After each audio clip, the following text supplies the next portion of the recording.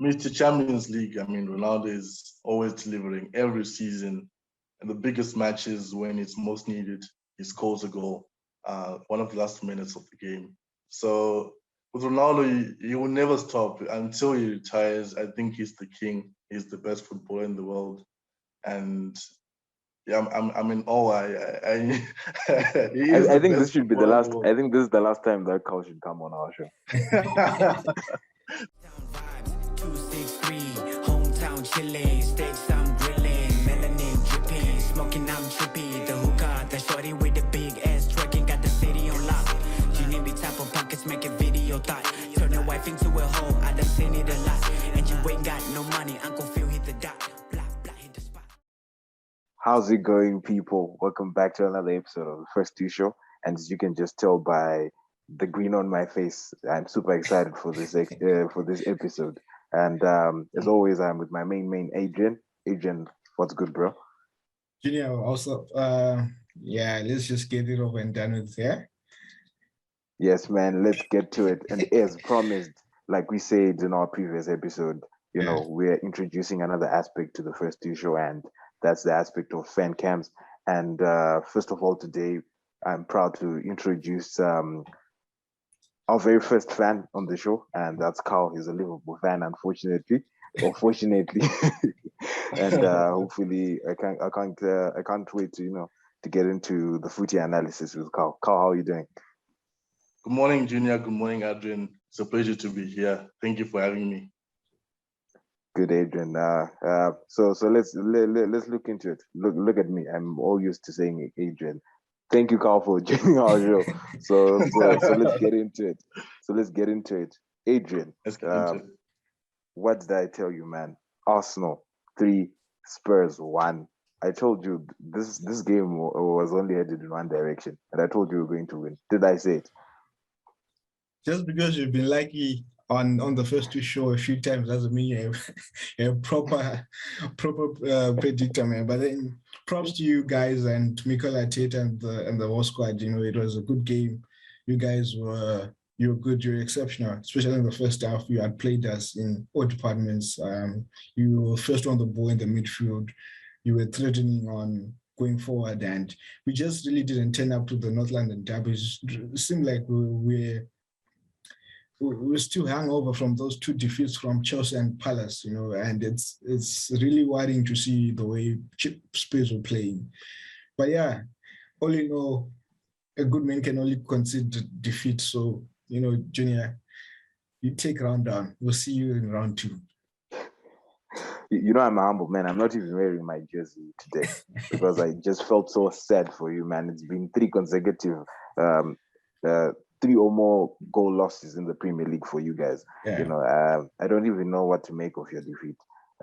Particularly in the first half, you guys were just all over the place, conceding 3 brilliant goals from an Arsenal perspective, but I just feel like you guys could have done better.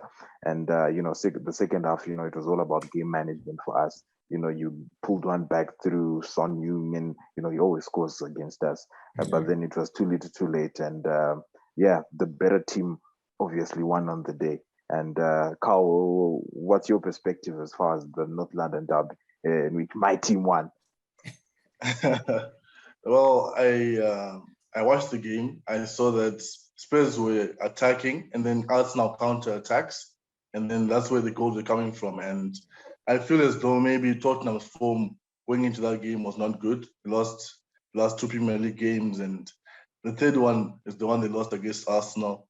So I think, Arsenal was lucky. They found a Tottenham that was weak on the day, not in form. And, going forward, Arsenal could lose against Brighton. I can see with the next game. But for the Tottenham game, definitely was a lucky game. Hopefully, you guys will show who you really are against Brighton for the next game. Yeah, Brighton is a tricky game, but then like you said, a lot of things just went wrong for Tottenham. They did not have the form heading into the game, and it showed, from the very first minute up until the last. They just didn't look like they were up for the races. So yeah, the better team won, like I said, but a win is a win. I'll take it. I don't care whether our opponent came into the game in form or out of form. A win is a win, and I'll take it. And the other big game that we had in game week 6, that was Chelsea versus Manchester City. In our previous episode, I think Adrian and I had mentioned that it was going to be, a pretty feisty affair. And like I predicted again, I think I really need to be hired by ESPN because I'm really good at this prediction game. I know my prediction last time I said Chelsea would win 1-0, but at least I got the 1-0 aspect correct, even though it was Manchester City that won. What are your guys' take as far as that game is concerned? Beginning with you, Carl. Well, with the Chelsea Man City game, I think Man City showed why they're champions, why they always win the big games. They control the ball, their possession majority of the game. It's hard for the opposition to get into the game, but at the same time, Chelsea was coming into the game packing the bus. They were not attacking as much, and then only when they conceded, that's when they started attacking. So I think Man City deserved the win on the day. They played better. They were attacking. They were defending well, and they were a better team, a better system overall than Chelsea at the moment. Yeah, spot on, Carl. That was for me. That was a statement from City. A lot of people are counting them out. So I felt that was just a statement from Manchester City saying that we're not done yet. We're not out of this yet. A lot of people have been tipping United and Chelsea, some Liverpool, and a lot of people have been forgetting Manchester City. So that was a big statement. So Adrian, how did you see the game, the champions of England playing against the champions of Europe? How did you see that one? I think it was a massive game for Pep, mentor-wise. You wouldn't want to lose to Tuchel, a fourth time. So he really needed that win going into that game. And, I think it's a maturing City side. It's no longer the City side that could get 5 or 5 goals against a team. I think those are City side that's happy or that's okay with grinding out a win like what they did with Chelsea. We know we have talked about their issues in front of goal, but then Gabriel Jesus came to the party, luckily for them. And I feel like for a team that's going to win the Premier League, this is one new small margin victories will matter in the end.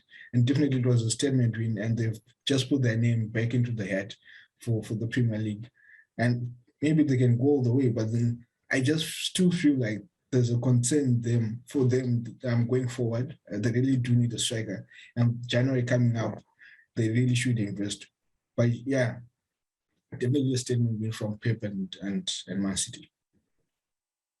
Yeah, I couldn't have said it any better. You've said all the other things that I wanted to say concerning that game. It was a statement of intent from Manchester City, and it's a side that's maturing, like you said. And one other thing, I feel like there's a bit of more stability in the Manchester City team. I think I was looking at the statistics.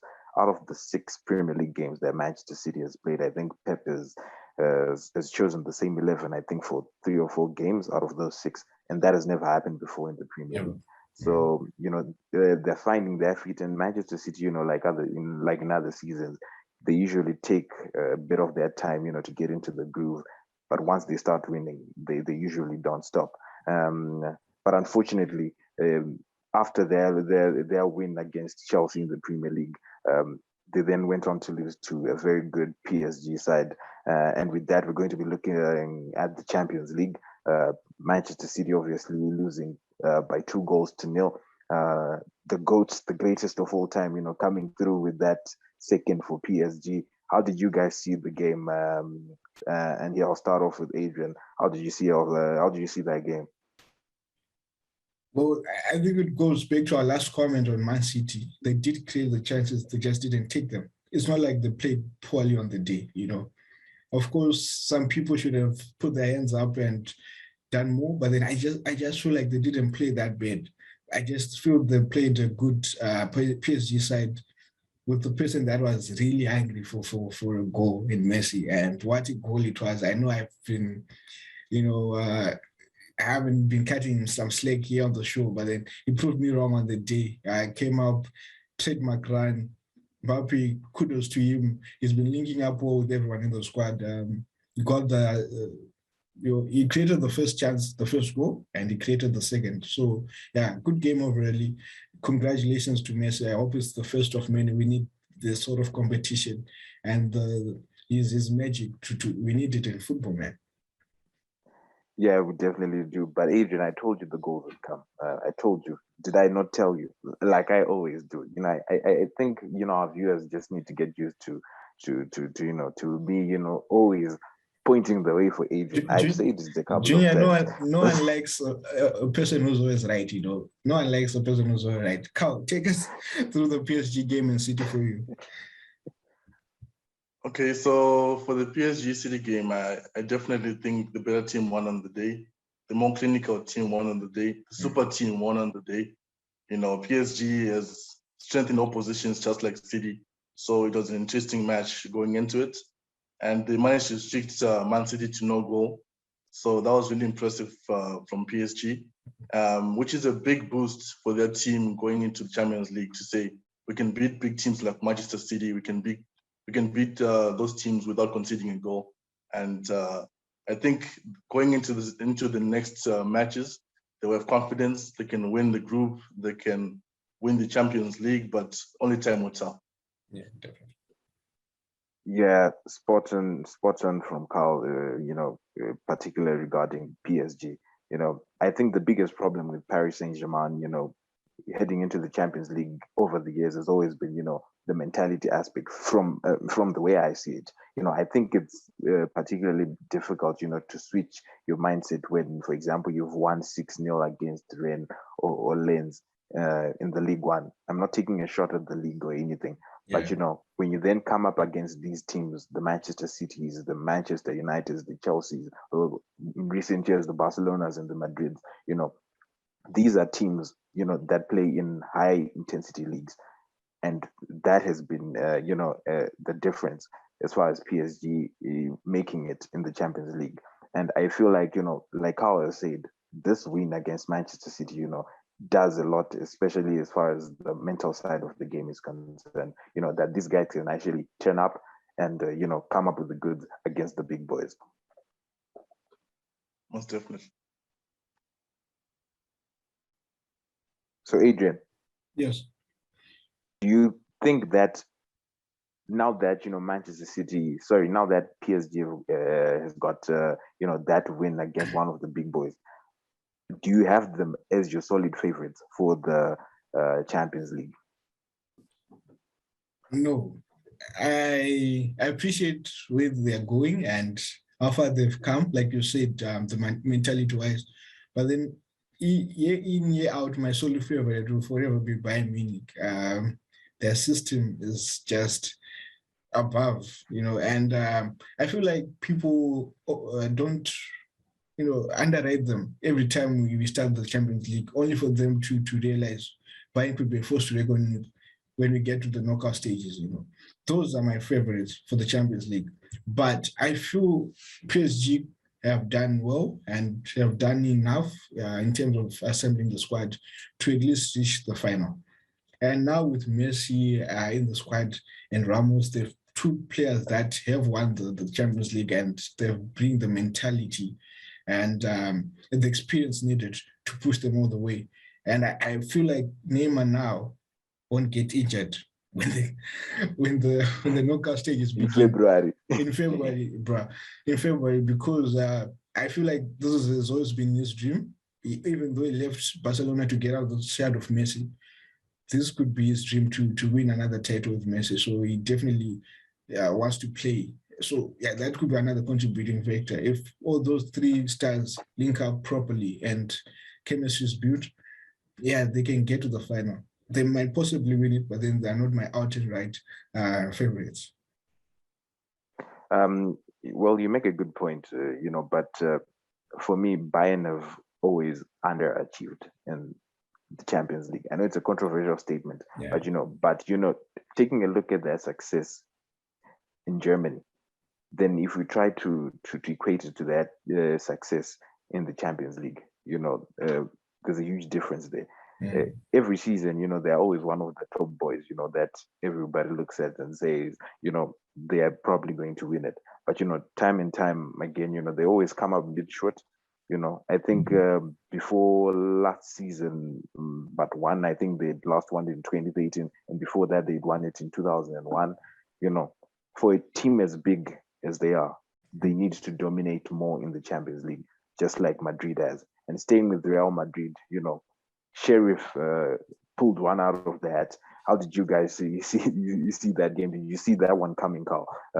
Sheriff obviously coming up with the goods and beating Madrid by 2-1 at the Bernabeu.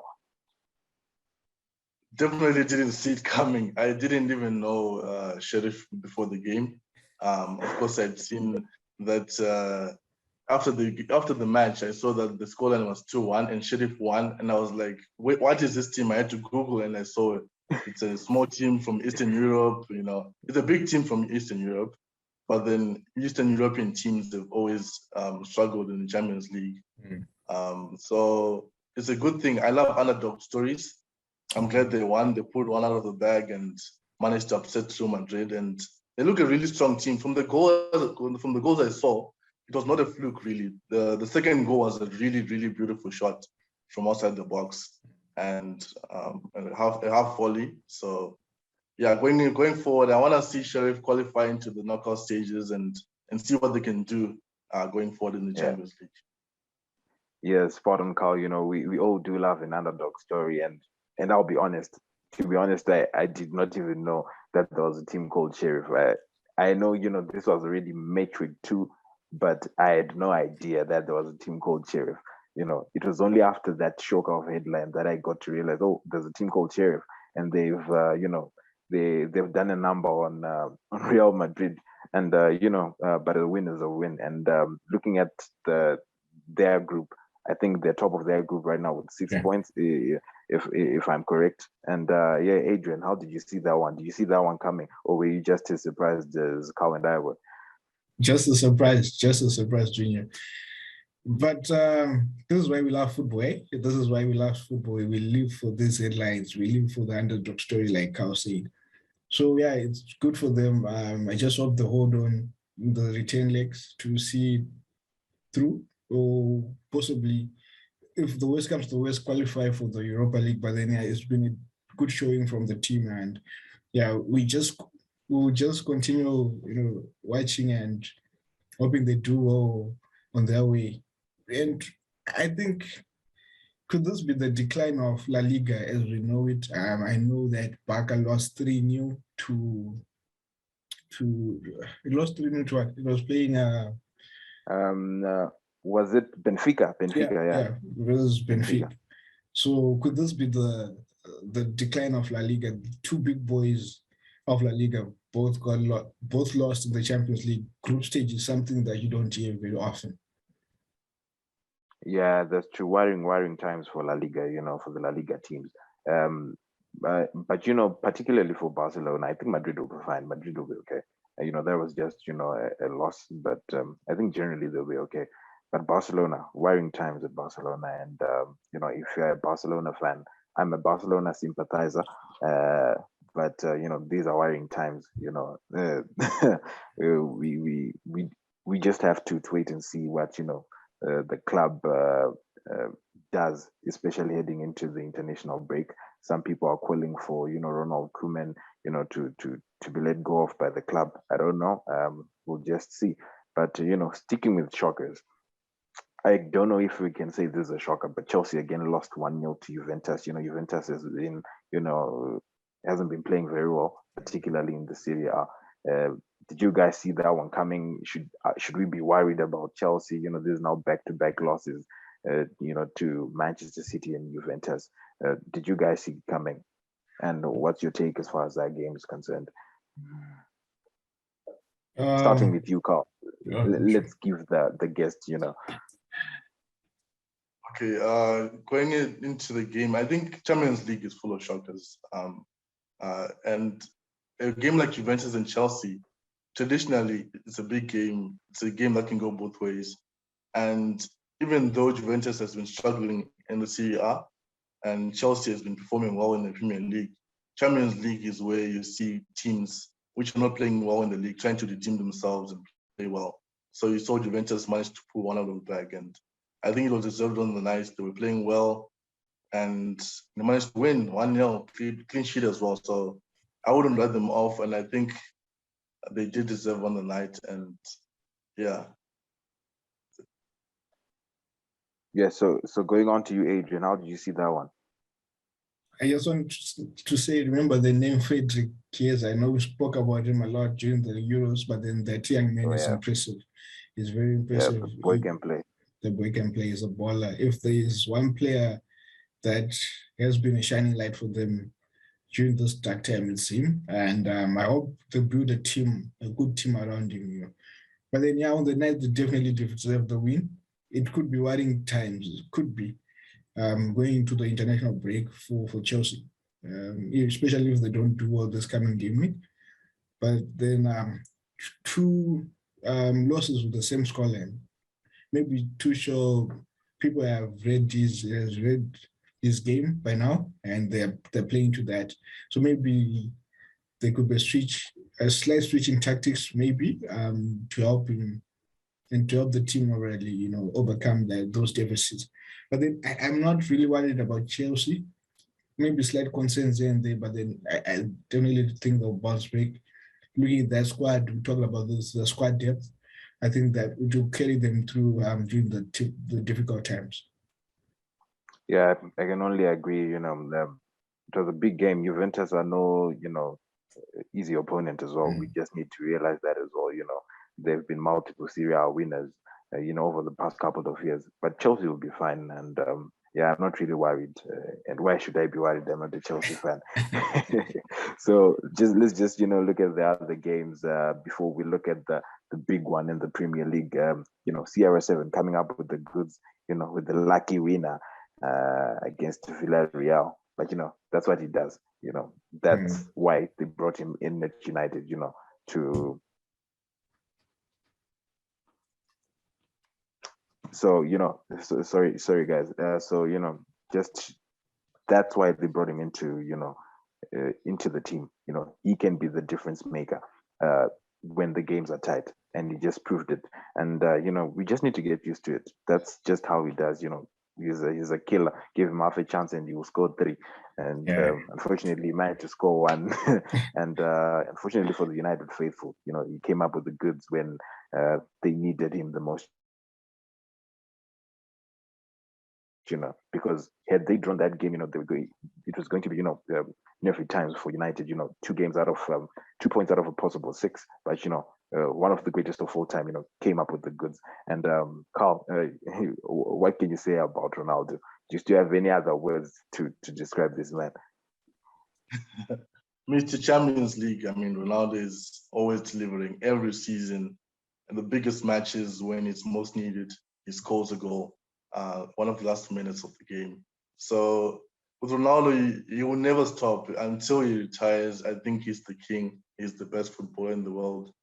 And yeah, I'm in awe. I think this should be the last. I think this is the last time that Carl should come on our show. Messi sympathizers. But yeah, for sure. With Ronaldo, he'll keep delivering as long as he's fit, as long as he's in the team. You can always rely on him, and yeah, he deserved it. He deserved it on the night. Oh yeah, he certainly deserved it. He didn't play too well, but no one cares. Adrian, how do you see that one? I only have one way so that we move on. Clutch. I hold my hands up. That was clutch, and Liverpool obviously winning. Was it by 5 goals to 1 or 5 goals to 0 against Porto? But we're not going to really look at that one. That was sort of expected. And but staying with Liverpool now, we're going to be looking at the big one. The Premier League game now that's going to be coming up. That's Liverpool versus Manchester City. Carl, tell us, are you confident heading into this game?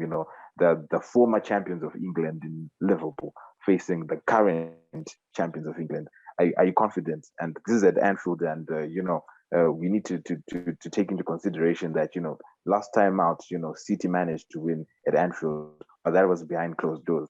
Are you confident now that you've got the cop back on your side as the 12th man? Tell us, are you confident heading into this game? Most definitely. Against Man City, I back Liverpool day in, day out. But unfortunately, we did lose last season. We didn't have fans in the stadium. But this season, fans are back. There's going to be a lot of noise, a lot of intimidation for the City team. And we're going to bring our best. Based on the Porto game, we are in form as well. Scored 5. City lost to PSG, as well as the battle between Klopp and Pep. With Pep having a weaker mental side than Klopp, with him always changing the team and putting a weaker team than normal. And I think on the day Klopp will be better. We have a player in form in Curtis Jones.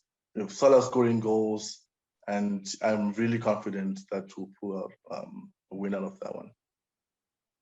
Adrian, do you think that is going to be as straightforward as Carl is saying? Yeah. It's never straightforward when those two meet, but then yes, recently Liverpool have always come out on top with their City.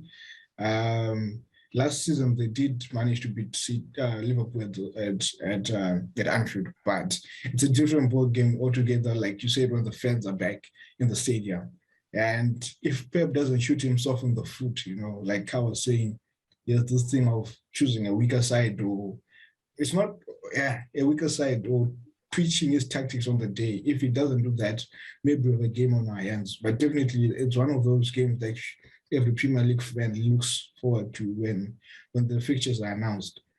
So it'll be interesting to see how the match plays out. Like Carl said, Liverpool are in form.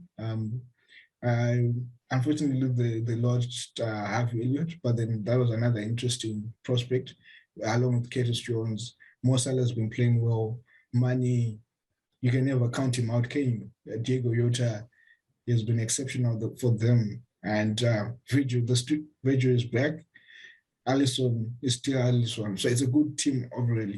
City need to bring their A game. They really need to bring their A game. The only way if they concede more than 2, I don't see them winning, because going forward, they don't have that much impetus, to really threaten Liverpool, So if they're going to win, it will probably be like what they did at Stamford Bridge, the 1-0 win, and rely on that defense on the likes of Diaz, Laporte, Kyle Walker, and Cancelo to deliver the goods for them.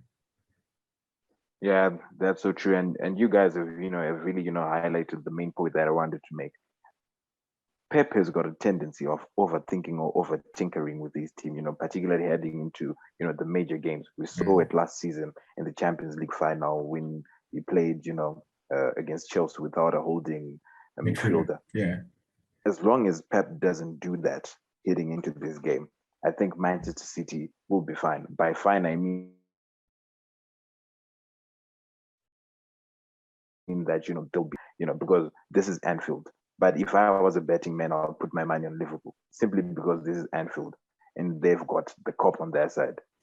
I think I'm not so sure about the statistics, but they've lost a handful of games at Anfield.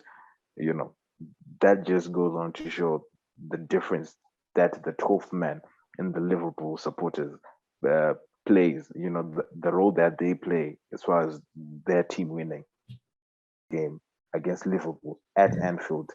I think this game is only going to head in one direction. But, like you said, these games are never as straightforward, just because of the strength and depth that both these teams have. And, just the quality. Both teams have got the quality, in the first 11 as far, and even, coming off the bench, they've got the quality, to make the difference.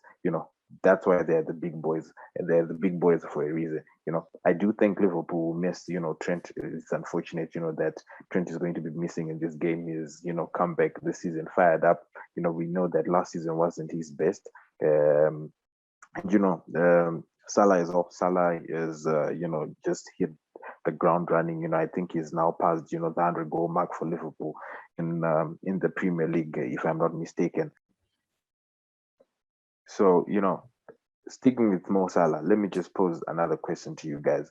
We know that he's passed the 100 goal mark, and he's come up with the goods, from day one since he was signed by Jurgen Klopp to Liverpool. And and what a signing he has been.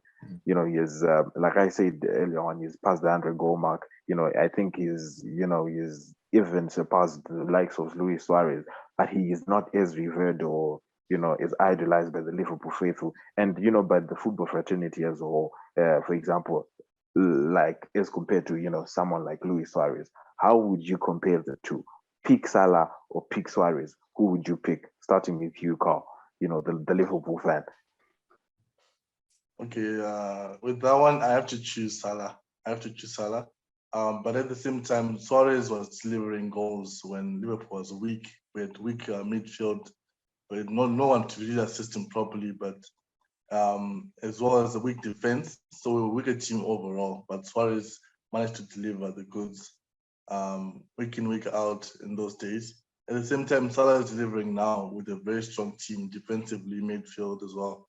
So it's hard to tell, but the thing that distinguishes the two is Salah managed to win the Premier League, he managed to win the Champions League. The only cup Suarez won was the EFL Cup when it was at Liverpool. So based on the team achievements, I would pick Salah, as well as the fastest 100 to reach 100 goals for the club. So definitely Salah. Oh yeah, massive points. Massive points there, Carl. Even though Suarez was box office and he brought a lot of entertainment to the league and to Liverpool. He didn't manage to deliver the Holy Grail as far as Liverpool was concerned at that time, which was the Premier League. And going on to you, Adrian, how do you see that? I think it's like Carl said, I have to go with Salah. For me, overall has been the better player for Liverpool compared to Suarez. But we can't underrate what Suarez did for Liverpool during that period. It was one of the toughest periods in the club's history in terms of it was a transition. The type of players that they had, I remember I would laugh at that team. Other than Coutinho and Stevie G, that was Liverpool. That was the Liverpool, and it was actually I'm sorry to say it was a fluke season that they had under Brendan Rodgers. He did well as a manager, but then that time they ended up coming third or second. Second. Yeah, second when they blew the title, the bottled it. But then that team was average, was bang average. And for Suarez to do what he did with that team, it's exceptional. And for that, I think the players the fans always idolize him for that. But then let's not forget what Salah has done to the team. He has become, I think, Liverpool's main man. This is one player he really has, and we need to give him his flowers. Yes, because he has come up with the goods whenever he's been asked to do so. And one last question, Carl. Obviously the teams are going to be heading to the Africa Cup of Nations. How do you think your team is going to cope, without the likes of Salah that we're talking about and Sadio Mane? Well, as you said, we usually struggle during January when our best players leave, Mane, Salah. So going into January, I do think we'll struggle, but I think if we have enough buffer, a few points ahead at the top of the table, provided, for example, we win against Manchester City, we win all the big games, which means we'll create a gap between us and the rest. And so that buffer should help us and reduce the stress we could have, struggles we could have as a team. Oh, yeah, but I think you guys, I think we've mentioned it a couple of times here on the first two show that, that Liverpool, you guys, you need a couple of signings in January. And particularly because you guys don't have goals, coming from other areas of the pitch, like other teams. Because, for example, if you take away Salah and Sadio Mane, you guys don't have too many goals in that team. And, Adrian and I have mentioned it too many times on this show that Liverpool, if you guys are going to be a, title contenders, and if you're going to keep up with the likes of Manchester City and Chelsea or even United in January, you guys need to make a couple of more signings, particularly in the forward areas. And Adrian, do you have anything else to add? Not much, Junior, not much. Just I'm pretty sure this is giving clubs sleepless nights, and I'm pretty sure they have to be active come January. But then we never know. Like Ka was saying, if they do manage to get they manage to open a gap between them and fellow competitors, they might just saw through and manage the situation. But then I'm of the feeling that they should get someone forward. Yeah, we'll see, and only time will tell. And before we conclude this show, I just want to thank our man Carl, for making his first two-show debut, and we've had too much fun, if only we could go for a longer period, and Carl, it's just been a pleasure having you on the show. I hope this won't be the last time, even though yes, you're talking a lot of things that I didn't agree with, especially concerning Cristiano Ronaldo. I certainly hope that this is just the first time of and I hope we're going to see you too many times, on this show. And as far as the other people are concerned, just like Carl has done, we're giving you an opportunity, to come on the show, give us your views regarding, your team or football in general, so you just get in touch with the first two shows via our virus handles on the different platforms. And I just want to say thank you, Carl. I don't know if you've got anything else to add, Carl, before I give Adrian, the chance to speak. No, I want to say thank you guys for having me. I had a good time as well. Won't be the last time I'll be here, and definitely others should join and share their opinions as well, so that we can have a balanced conversation. Thank you so much, guys. Great. Adrian, over to you. So yeah, guys, like you say, Junior, thank you, Carl, and it's been a pleasure to have you, and hopefully it won't be the last time. We'll be glad to have you back on the show many times. And like Junior said, get in touch with us on all social media platforms, and we'll be happy to have you here on the first two show. Gents, it's been a pleasure, and until next time, yeah? Cheers. Have a good one, gents. Thank you, Carl. Hometown chillin', stakes